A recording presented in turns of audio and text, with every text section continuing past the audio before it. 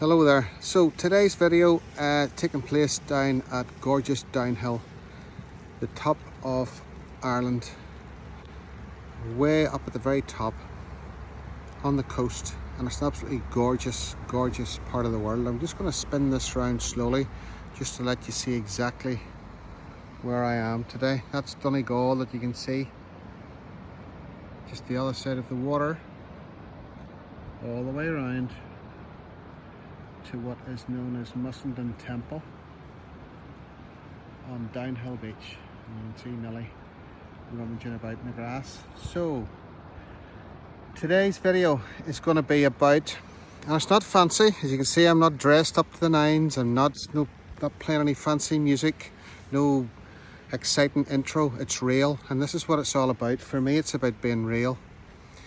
And what I want to talk about are three areas. The first area, this segment of the video, is about what I used to call the three pillars, but for some people that doesn't make sense. It basically is how you prop up a problem and how you can actually prop up the solution.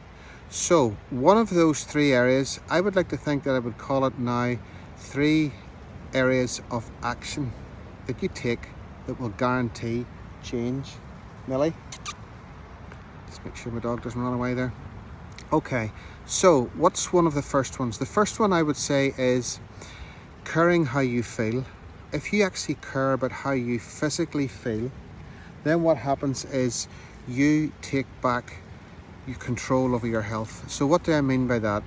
So whenever you are stressed, or I'm stressed, what happens is the part of our brain, the amygdala, the limbic system, takes in the information from our environment. Something's happened, something somebody said, did, we witnessed, whatever it might be. We take that in, that goes into our brain, and in a split second, a decision's made as to what we should do. If it's considered a threat, then your adrenals fire. Your adrenal glands sit on top of your kidneys.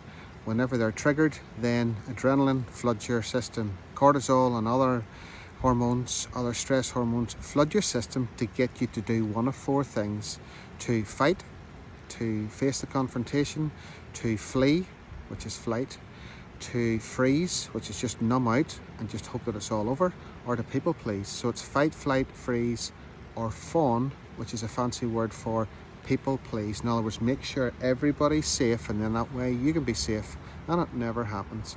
But those are 4 responses to stress.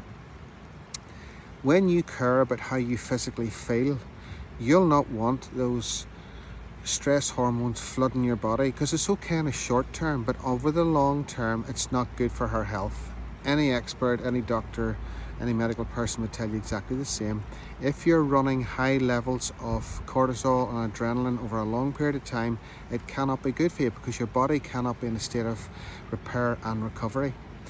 So I'm mentioning this because whenever you want to start to make changes to your life, if you can't get motivated, say to yourself, what damage are you doing physically to your body whenever you don't start to make change, when you don't take back your power, when you decide that you're just going to be at the mercy of the world and other people? It can be hard at the start, it can be difficult to try and think that you can make the changes.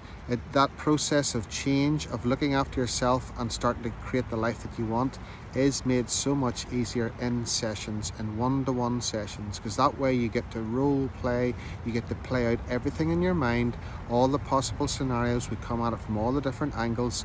You remove all the hurt, remove all the blockages, all the yes but no buts, clean it out, clean up the past, and then replace it with how you would like to act and feel and believe.